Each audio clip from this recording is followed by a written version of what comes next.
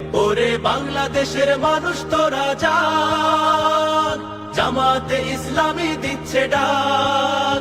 ওরে বাংলাদেশের মানুষ তোরা জাগ, জামাতে ইসলামী দিচ্ছে ডাক। চল চল চল চল চল চল চল রে চল রে চল, চল রে চল রে চল। আমার ভাইয়ার বোনের খুনে পিছ ঢালা পথলাল, স্বজন হারা শোকের মিছিল চলবে কতকাল। নিরাপদে ফিরবো ঘরে সেই অধিকার চাই। সালাম রফিক বরকতেরা আজ জেগেছে ভাই। ওরে চেতন হারা মানুষ তোরা জাগ, জামাতে ইসলামী দিচ্ছে ডাক।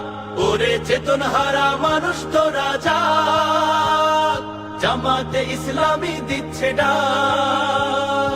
চল চল চল চল চল চল চল রে চল রে চল, চল রে চল রে চল। নতুন সকাল আনতে হবে ডেকো নামা পিছু, দানব গুলো চোখ রাঙালে শির হবে না নিচু। তোমার কোলে ফিরবো মাগো বিজয় নিয়ে, তবে আমরা যদি না জাগি মা কেমনে সকাল হবে। ওরে বাংলাদেশের মানুষ তোরা জাগ, জামাতে ইসলামী দিচ্ছে ডাক। ওরে বাংলাদেশের মানুষ তোরা জাগ, জামাতে ইসলামী দিচ্ছে ডাক। চল চল চল চল চল।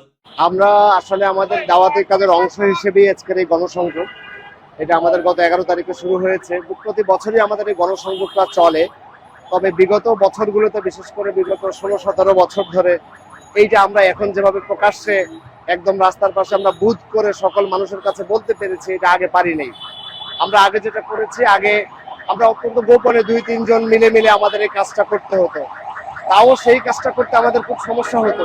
অনেক সময় দেখা যাচ্ছে যে আমরা কাজটা করছি, এই মুহূর্তে পুলিশ বা প্রশাসনের বাহিনী দেখলে তারা আমাদের লোকজনকে গ্রেপ্তার করতো, তারা করতো, আমাদেরকে থাকতে দিত না। আমরা হয়তো পালিয়ে পালিয়ে কাজটা করতে হইতো, যার ফলে আমাদের সকল মানুষের কাছে পৌঁছার সুযোগটা ছিল না।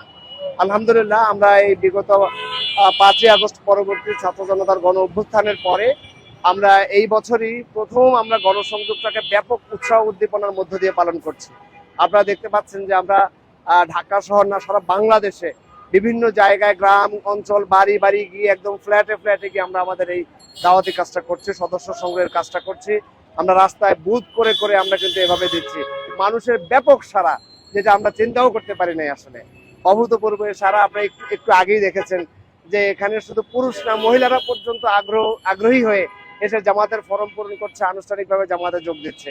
তো এইটা এই বাংলাদেশের জন্য এটা একটা অবিশ্বাস্য বিষয়, এবং আমরা মনে করি আলহামদুলিল্লাহ আগামী দিনের বাংলাদেশ যে পরিবর্তন চায়, এটা তারই একটা প্রমাণ যে মানুষ এখন একটা পরিবর্তন চায়। মানুষ আর আগের ফ্যাসিবাদী যুগে মানুষ আর অন্যায় এবং অবিচার দেখতে চায় না। মানুষ একটা সুন্দর শান্তির সমাজ চায়, যেখানে কেউ কারো বিরুদ্ধে লাগবে না, কেউ কাউকে অন্যায়ভাবে ক্ষতিগ্রস্ত করবে না। এরকম একটা সুন্দর রাষ্ট্র চায় বলি মানুষ স্বেচ্ছায় এখন এসে জামাতকে তাদের আশ্রয়স্থল মনে করছে, তারা এখন এসে জামাতে যোগ দিচ্ছে। আমরা মানুষকে আশ্বস্ত করতে চাই, আসুন আজকের এই জায়গা থেকে সারা বাংলাদেশ ব্যাপী আমাদের এই কর্মসূচি চলছে। আপনারা জামাতে যোগ দেওয়ার মধ্য দিয়ে একটা ন্যায় এবং ইনসাফ ভিত্তিক সমাজ প্রতিষ্ঠার জন্য সবাই এগিয়ে আসুন, এটাই আমাদের এখান থেকে আহ্বান।